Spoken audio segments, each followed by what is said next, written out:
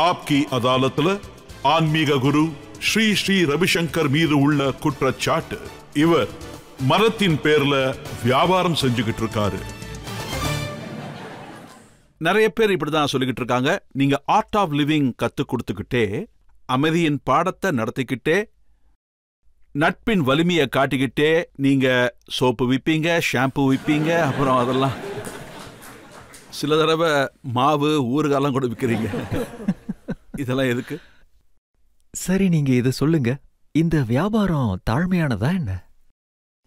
பிசினஸ நம்ம ஏன் இப்படி தாழ்மையானதா பார்க்கறோம்? இதனால எத்தனையோ இளைஞர்களுக்கு வேலை வாய்ப்புகள் கிடைச்சிக்கிட்டு இருக்கு. எத்தனையோ பேருக்கு வேலை வாய்ப்புகள் கிடைச்சிருக்கு. இதுல எத்தனையோ பேர் இணைஞ்சிருக்காங்க. இதனால தான் பண்ணிக்கிட்டு இருக்கேன். நிறைய இளைஞர்கள் இருக்காங்க, ஆர்வத்தோட இருக்காங்க, உற்சாகத்தோட இருக்காங்க. நாங்க அவங்கள என்கரேஜ் பண்ணோம். நான் இதுல இன்வால்வ் ஆகல, ஆனா இதை நாங்க கண்டிப்பா என்கரேஜ் பண்ணுவோம். யோகாவும் உத்தியோகமும் ஒன்னா நடக்கட்டும். இதுல என்ன இருக்கு? நம்மளோட நாடு கீழே இறங்கி இருக்குன்னா அதுக்கு இதுதான் காரணம். நாம நம்மளோட உத்தியோகத்தை மதிக்கல, வியாபாரத்தை மதிக்கல. வெறும் தானம் புண்ணியம் பண்றது மட்டும்தான் சிறந்ததுன்னு நினைச்சோம். ஆனா தானம் கூட, charity cannot happen in an empty bowl. ஒரு காலியான பாத்திரத்திலிருந்து தானம் எதுவுமே போகாதுங்க. அதனால நிரப்பி ஆகணும். இங்க நாராயண் கூட லக்ஷ்மி இருப்பாங்க.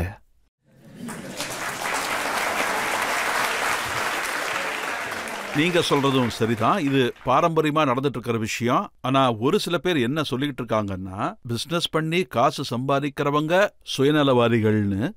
ஆமாமா, இது இந்தியர்களோட மனநிலை இல்ல. இது நம்ம வெளிநாட்டில இருந்து கொண்டு வந்திருக்கோம். வெளிநாடுகளோட மனநிலை இதுதான். பவர்ட்டியில இருக்கணும். மதம்னா பவர்ட்டி. இங்க மதத்தை பத்தியும் பவர்ட்டியை பத்தி யாரும் பேச மாட்டேன்றாங்க. நம்மளோட உபநிஷயத்தை எடுத்து பாருங்க. உபநிஷயத்துல எல்லா ரிஷிகளும் இதான் சொல்லியிருக்காங்க. இங்க 1000 பசுக்கள் இருக்கணும்னு, எல்லாரும் செழிப்பா இருக்கணும்னு. சர்வே பவந்து செகினாம், அவங்க இப்படிதான் சொல்லிட்டு இருந்தாங்க. நம்ம வியாபாரத்தை என்னைக்குமே குறைச்சு பார்க்க கூடாது. இதுல இன்னும் சில விளைவுகளும் இருக்கு. மற்ற நாடுகளோட, அதாவது மல்டிநேஷனல் கம்பெனிஸோட, அவங்களும் நம்ம ட்ரெடிஷனல் ப்ராடக்ட்ஸை விற்க ஆரம்பிச்சிட்டாங்க. இந்த வேப்பெண்ணெய், கசகசா, லவங்கம் இதெல்லாம் கூட விற்கிறாங்க. ஆமா, கண்டிப்பா. உலகம் இப்போ இந்த மாதிரி தான் டேர்ன் ஆகிக்கிட்டு இருக்கு. 40 வருஷத்துக்கு முன்னாடி நம்ம வெளியே போகும்போது வெஜிடேரியன் ஃபுட், அதாவது சைவ உணவு ரொம்ப கம்மியா கிடைக்கும். இப்பெல்லாம் பாத்தீங்கன்னா எல்லா இடத்துலயும் சைவம் கிடைக்குது. இது இந்த காலத்துல ஃபேஷன் ஆயிருச்சுன்னு தான் சொல்லணும். சோ இந்த உலகம் இந்தியா கிட்ட இருந்து நிறைய கத்துக்கிட்டு இருக்கு. இப்போ நீங்க உலகத்துக்கு நிறையவே கத்துக் கொடுத்துட்டு இருக்கீங்க. நீங்க 152 கண்ட்ரீஸ் மூலமா, பல சென்டர்ஸ் மூலமா நாட்டுக்கு நல்லதை கத்துக் கொடுத்துட்டு இருக்கீங்க. நீங்க 4 கண்ட்ரீஸை எதுக்கு குறைச்சிட்டீங்க?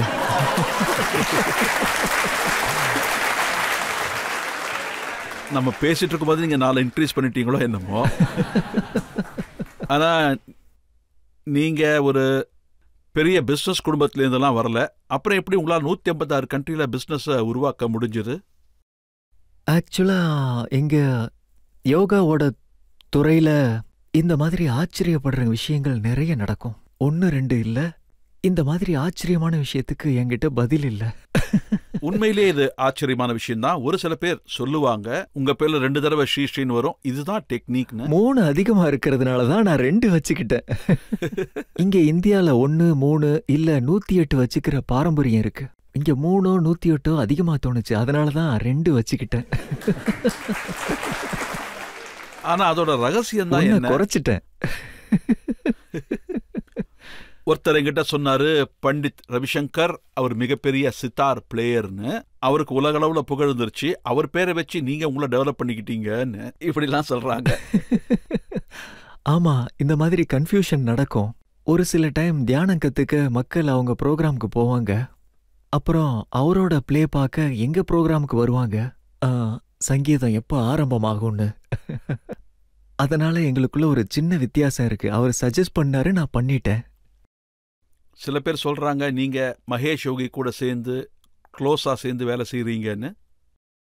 என்னோட பால்யம் பெரிய பெரிய யோகிகள் கூட, ஞானிகள் கூட தான் நடந்துச்சு. சின்ன வயசுல இருந்தே ஆனந்த் மையம்மா, மகேஷ் யோகி அவர்கள், அவங்க எங்களை நாடு பூரா உலகம் பூரா வேதா அண்ட் சயின்ஸ் கான்ஃபரன்ஸ் நடத்துவாங்க. அத பாக்குறதுக்காக எங்களை அங்க கூட்டிட்டு போவாங்க. வேதா அப்படியா விஞ்ஞானத்தோட ஒருங்கிணைப்பை பத்தி பேசுறத கேட்கும்போது என்னோட டீனேஜ் எல்லாம் இப்படியே கடந்து போச்சு. இப்ப பாத்தீங்கன்னா என்னோட எங்கேஜ்ல நான் பழகினது எல்லாம் பெரிய ஆளுங்க கூட தான் போச்சு. வயசு ஆக ஆக எங்க ஆளுங்க கூட இருக்கேன்.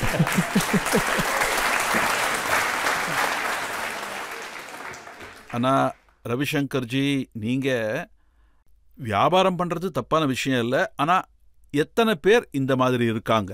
ஒருத்தர் புனிதரா மாறுவாங்க, சாதுவா மாறுவாங்க, ஆனா வியாபாரம் வரும்போது தப்பு பண்ணிடுவாங்க. அவங்க புனிதரும் இல்ல, ஞானியும் இல்ல, மதம் சார்ந்தவங்களும் கிடையாது. அந்த மாதிரி ஆளுங்களுக்கு சரியான தண்டனை கிடைக்கணும். யாரு தப்பு பண்றாங்களோ சட்டத்துக்கு முன்னாடி யாருமே கிடையாது. எல்லாருமே சட்டத்துக்கு எதிரில தலை குனிஞ்சே ஆகணும். ஒருவேளை புனிதர்கள் ஏதாவது தப்பு பண்ணாங்கன்னா அவங்களுக்கு ரெட்டிப்பு தண்டனை கிடைக்கணும். சாதாரணமான ஆளுக்கு எவ்வளவு தண்டனை கிடைக்குதோ அதை விட ரெட்டிப்பான தண்டனை. சமீபத்தில் நாம ராம் ரஹீமோட கேஸை பார்த்தோம். அவங்க எப்படி கற்பழிப்பு கேஸில் இன்வால்வ் ஆகியிருந்தாங்க. அதுக்கப்புறம் அவங்க சட்டத்தையே விலைக்கு வாங்க முயற்சி பண்ணாங்க. எதனால? அவங்க கிட்ட ஃபாலோவர்ஸ் இருந்ததுனாலயா, இல்லை பணம் நிறையா இருந்ததுனாலயா? எப்போ குளம் வலிமையா இல்லையோ அதுல தண்ணியும் இருக்காது, அங்க குளமும் இருக்காது. இப்படிதான் நடக்கும். அவங்க குருக்கள் எல்லாரும் சேர்ந்து தவம் பண்ணி இந்த மாதிரி சரியில்லாத குளத்துல தண்ணி ஊத்துனாங்க. அதனால குளமும் இல்ல, தண்ணியும் இல்ல.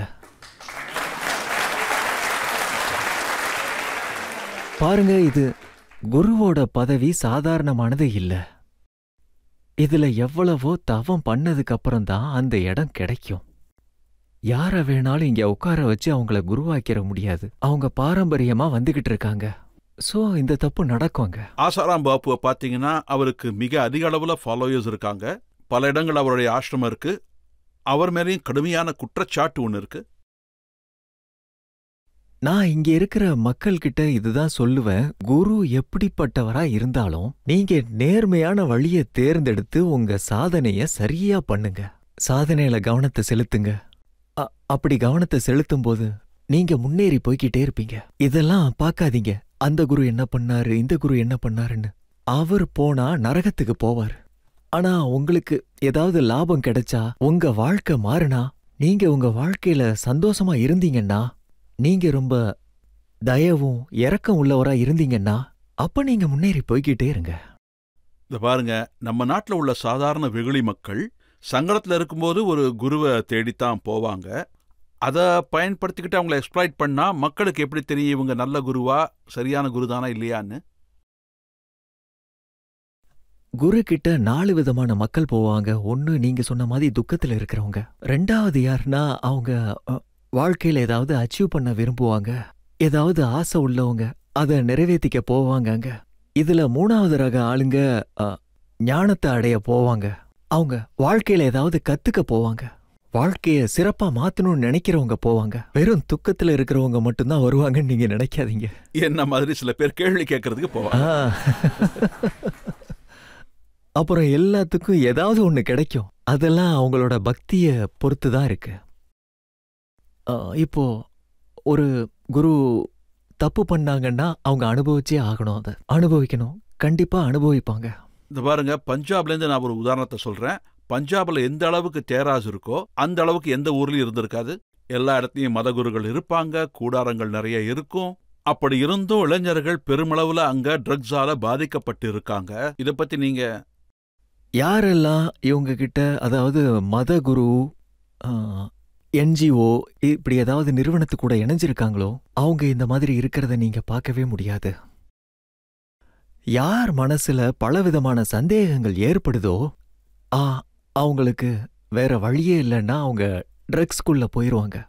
அப்ப பப்ளிக், அதாவது மக்கள் இருக்காங்களே, அவங்க இதை எப்படி, எந்த குரு நல்லவரு யாரு கெட்டவர்னு எப்படி அவங்க தெரிஞ்சுக்க? அது ஆப்கே அதாலத்துல ரொம்ப தெளிவா புரிஞ்சிடும்.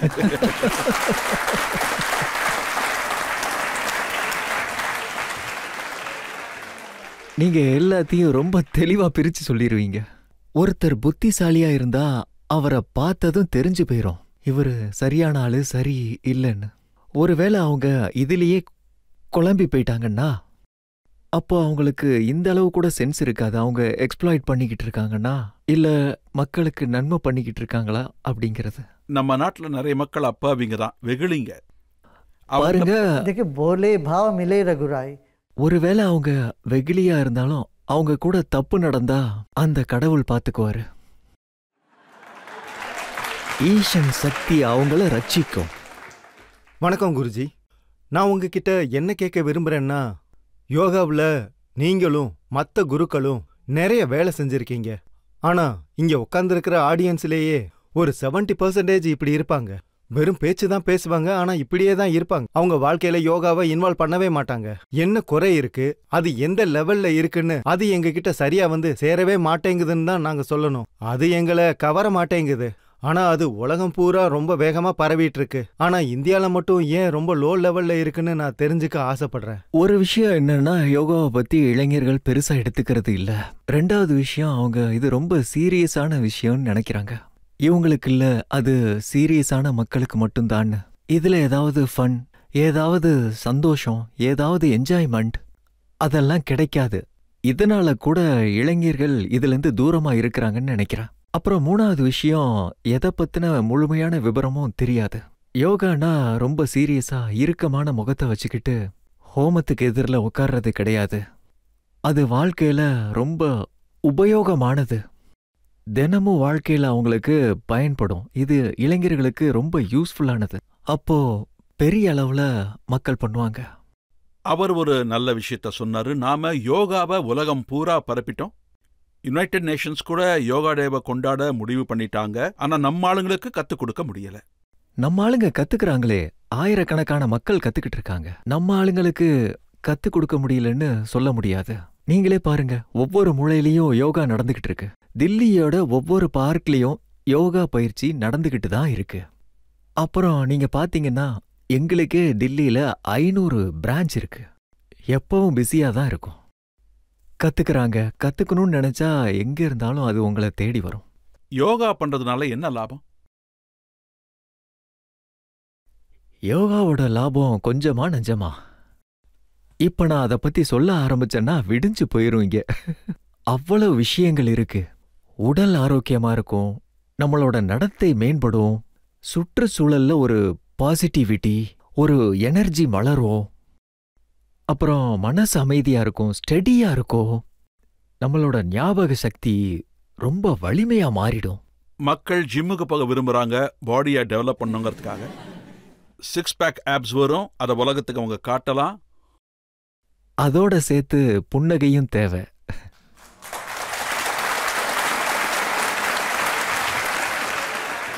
அப்புறம் யோகா ஒரு மனுஷனோட முகத்துல அந்த புன்னகையை கொண்டு வரும். அது என்னைக்குமே வாடி போகாது.